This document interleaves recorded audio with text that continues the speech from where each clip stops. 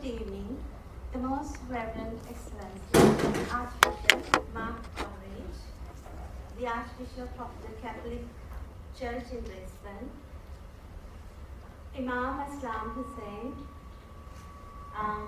the Muslim chaplain for the UK,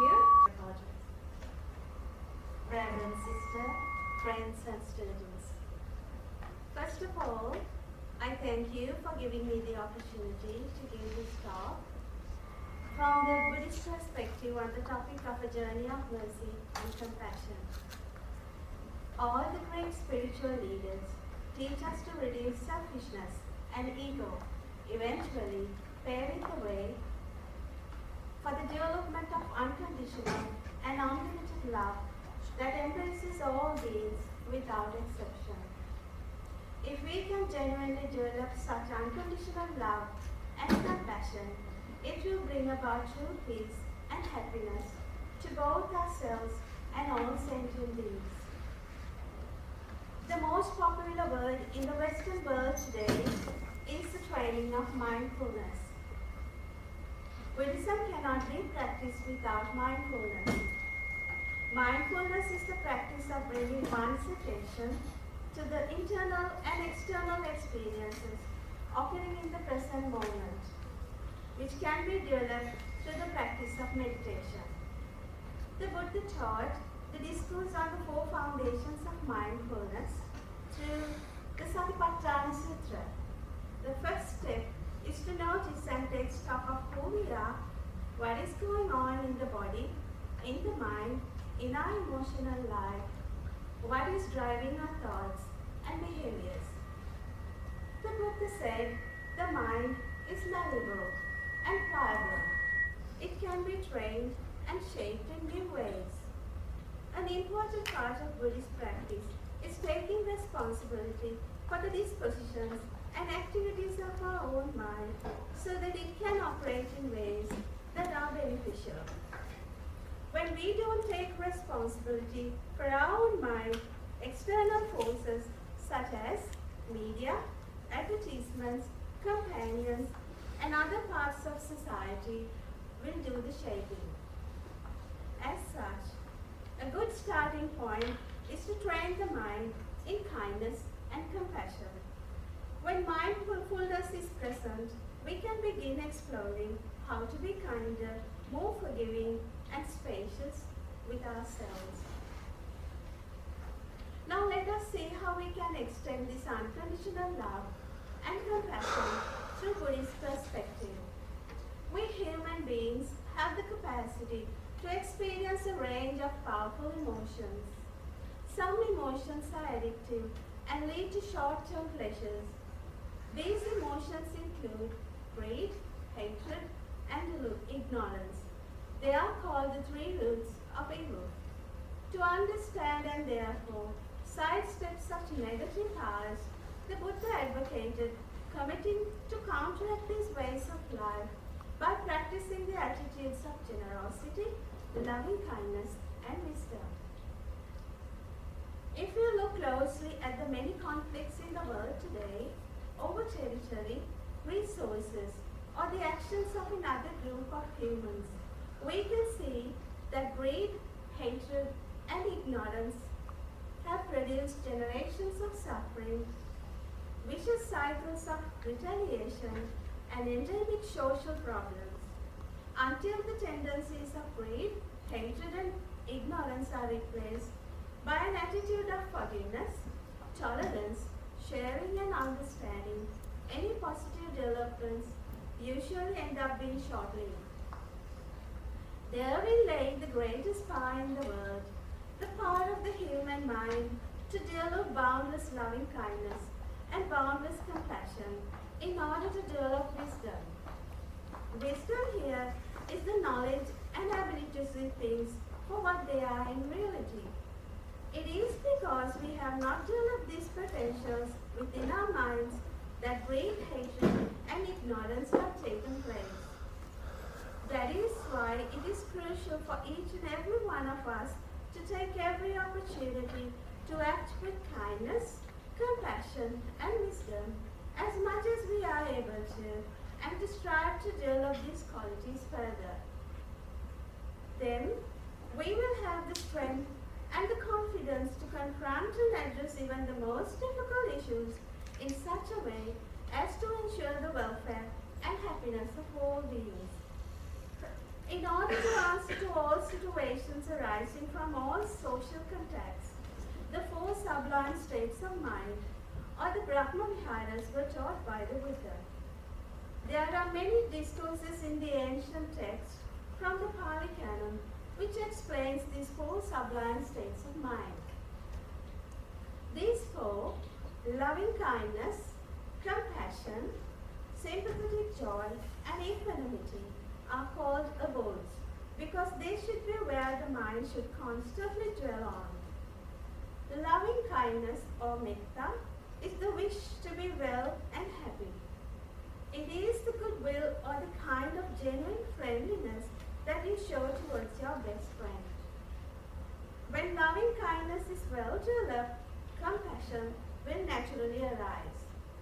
Compassion is to help another who is in need. Altruistic joy is being able to be happy for others just as you would be happy for yourself. Equanimity comes when we begin to understand the nature of life through a balanced state of mind.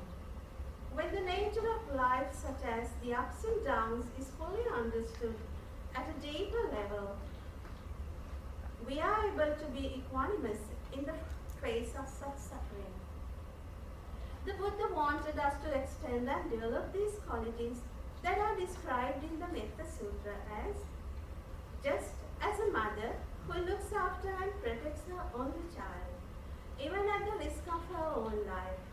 This loving kindness should be extended to all beings equally. This is the kind of love the Buddha took as the basis for his teaching of universal love. Coming from the Pali language origin, the word metta is translated from Pali to English as loving kindness.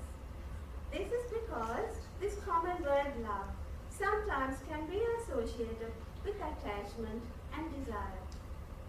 These four attitudes are said to be excellent or sublime because they are considered to be the right or ideal way to work with all living beings. These four attitudes provide the answers to all situations arising from social contact, and they are the great peacemakers during conflict. The Brahma is a divine and transient ruler of the higher heavens in the traditional Buddhist picture of the universe. The Buddha stated that these four qualities should be constantly dwelled on in our heart and not to be soon forgotten. So how do we practice this in our daily lives? One way is through the practice of loving kindness meditation. Here we actively cultivate this wish for all sentient beings to be well and happy.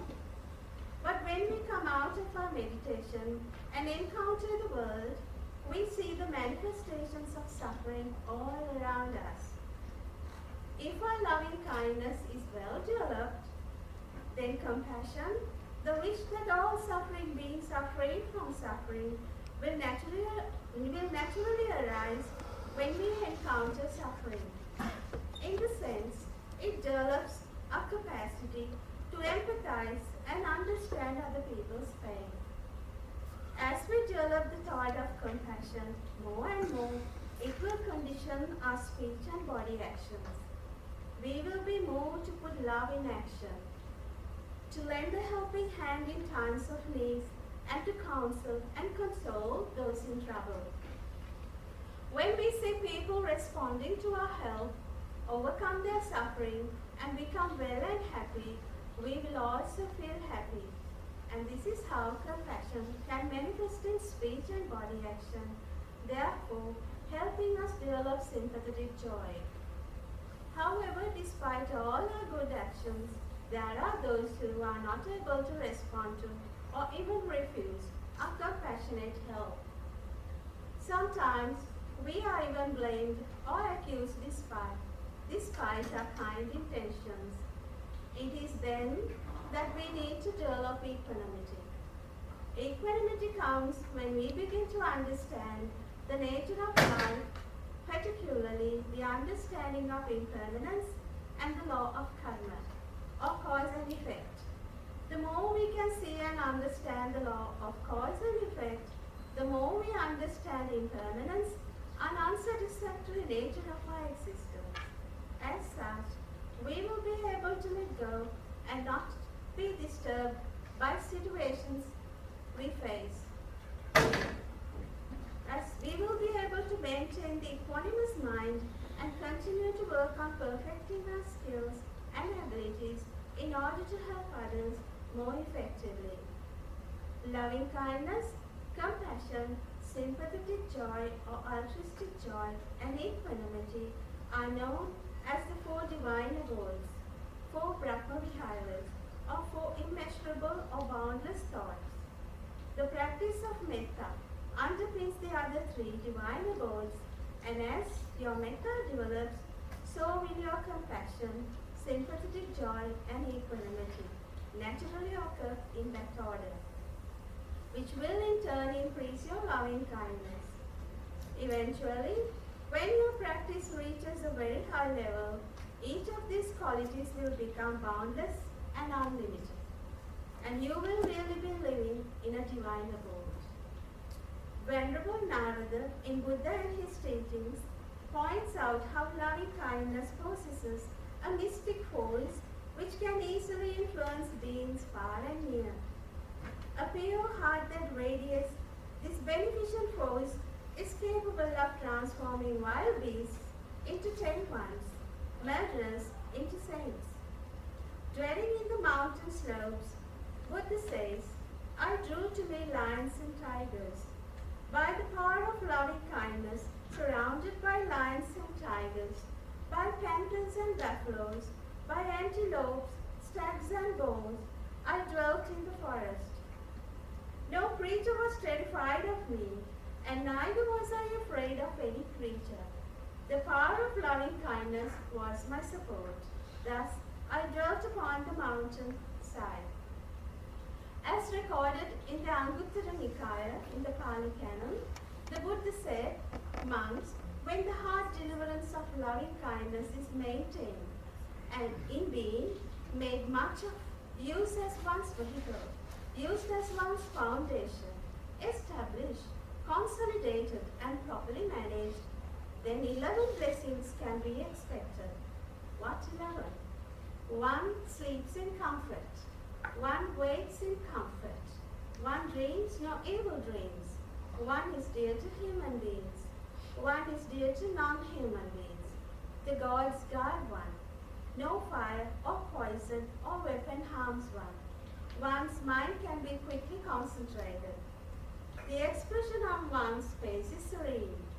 One dies without falling into confusion, and even one fails to penetrate any further, one will pass on to the world of high divinity, to the Brahma world. True metta should be accompanied with the wisdom and purity of mind to see beyond our limited area of self, or recognize that each and every being wishes to be happy, no matter whether they are friendly, indifferent, or hostile towards us. Metta transforms from ordinary love into unconditional, unlimited kind of love, which involves care, respect, and trust without any strings attached. When practicing metta towards people whom we find difficult, we need to use our wisdom. With wisdom, we can change our perception. Firstly, we need to understand the factors conditioning people's behavior towards us. It may be due to some kind of stress which that person is experiencing, and they have not learned how to respond to the situation in a better way. If we understand that we are going through, we can arouse compassion for them. We cannot change that person's habitual tendencies of speech and behavior, but we can change our perceptions of the situation and respond with as much loving kindness and compassion as possible.